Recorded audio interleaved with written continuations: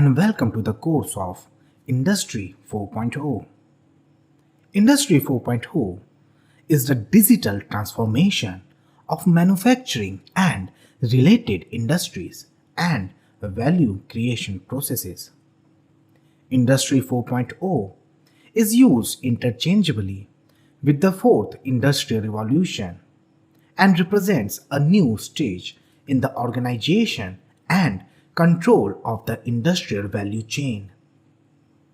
Industry 4.0 refers to the intelligent networking of machines and processes for industry with the help of information and communication technology.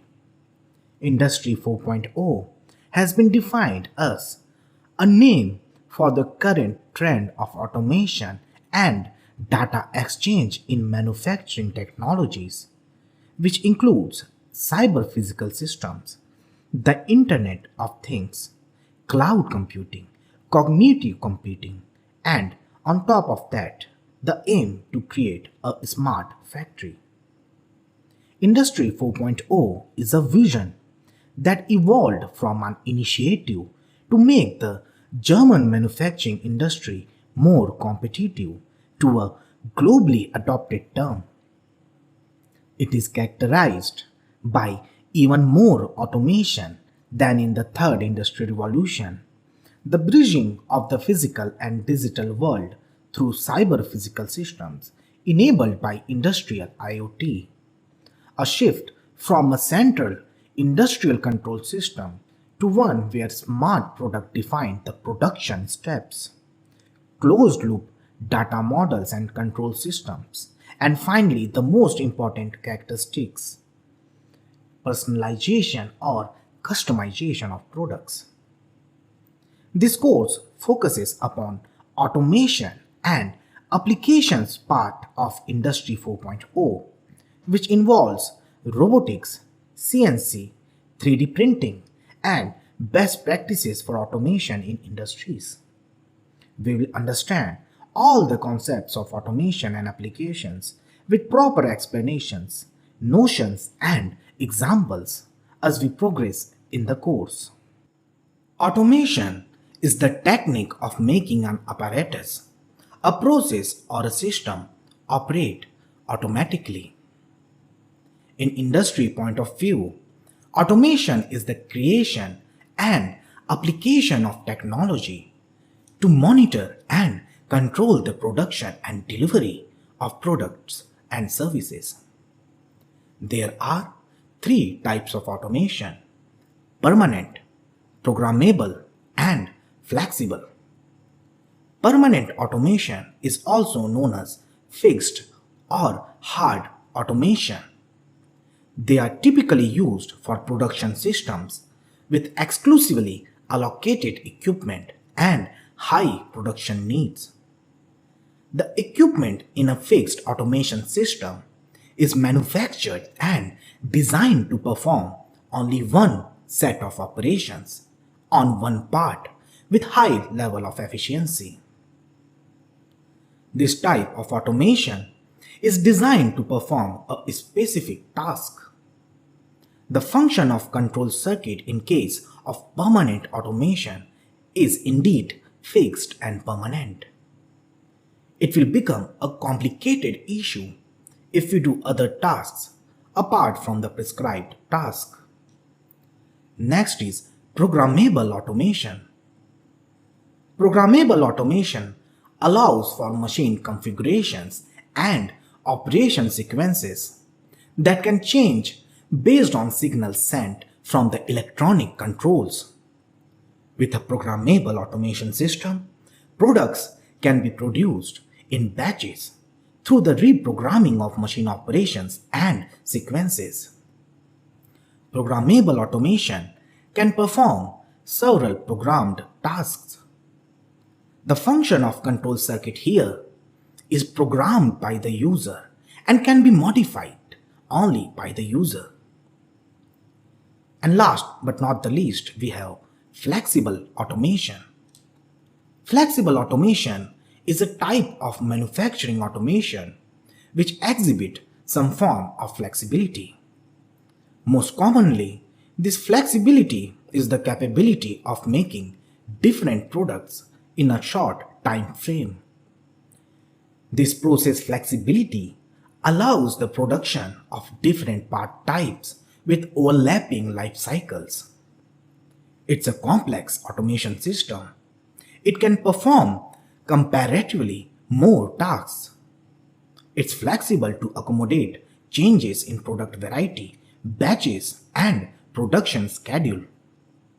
The production of different products or mix of products is uninterrupted and flawless up to a certain extent. A control system manages, commands, directs, or regulates the behavior of other devices or systems using control loops. It can range from a single home heating controller using a thermostat to controlling a domestic boiler to large industrial control systems which are used for controlling processes and heavy machinery. There are three types of control systems: pneumatic, hydraulic, and electrical control system. Let's understand about pneumatic control system first. Pneumatics is a technological term that focuses on the study and application of pressurized gas as an energy transfer medium used to facilitate mechanical motion. When we talk about pneumatic controls or a pneumatic control system, we are simply discussing a mechanical device or series of devices that use compressed air to perform a particular task. Smaller sized, stand-alone, or portable pneumatic devices may rely upon cylinder-contained compressed gases that can include oxygen-free nitrogen. Pneumatic systems are found in many industrial systems such as food industry, petrochemical industry, and industrial robots. They simply require a compressed air supply, a control valve, connecting tubes, and transducers. Pneumatic control system can be controlled both manually and automatically. They are easy to install and has very simple design. Next in the line is hydraulic control system.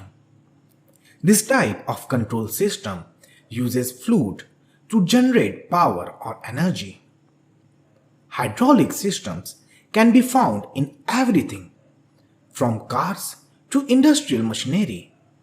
They are designed to provide power, control, safety, and reliability.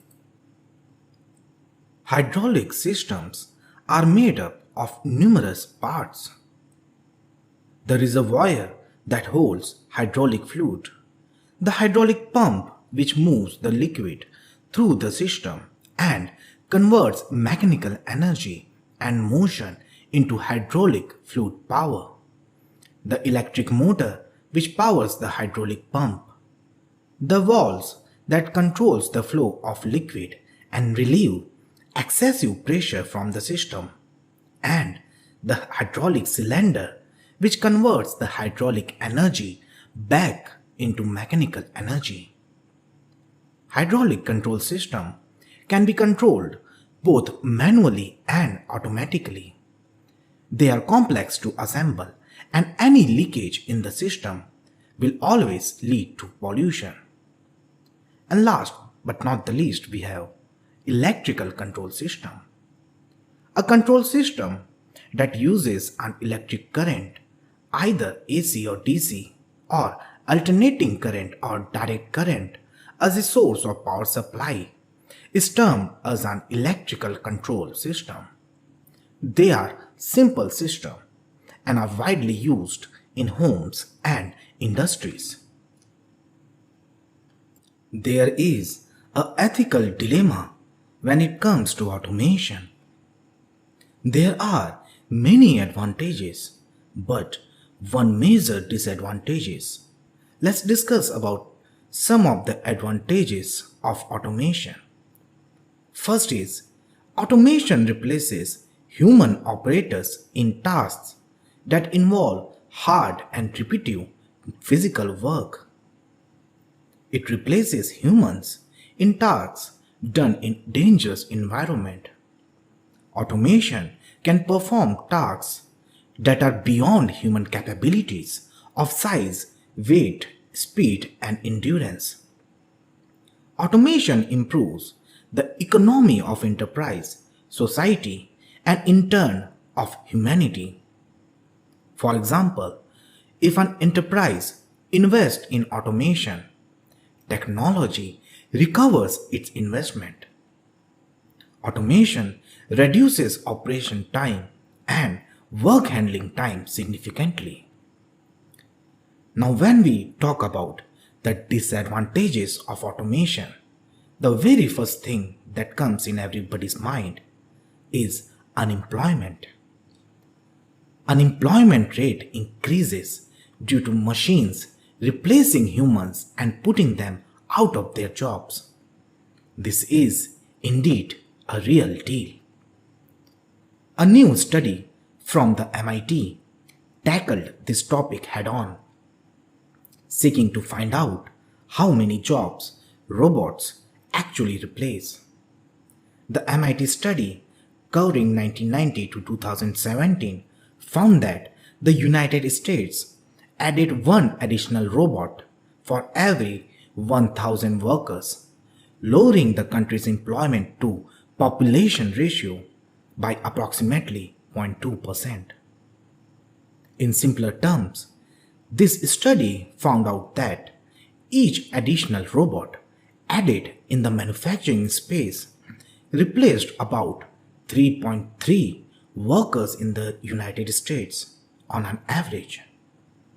Additionally, the study found out that the rise of workplace robots lowered the wages of workers by about 0.4% during this time frame. The other disadvantage of automation would be skilled manpower. A skillful person is required to handle automated machinery. There are technical limitations. The current technology is unable to automate all the desired tasks. They have very high initial cost. Automation of a new product or plant requires a huge initial investment in comparison with the unit cost of product. Automation influences all functions within industry, from installation, integration, and maintenance to design, procurement, and management. Automation even reaches into the marketing and sales function of these industries. But the question here is, should we rely upon automation more, less, or in between?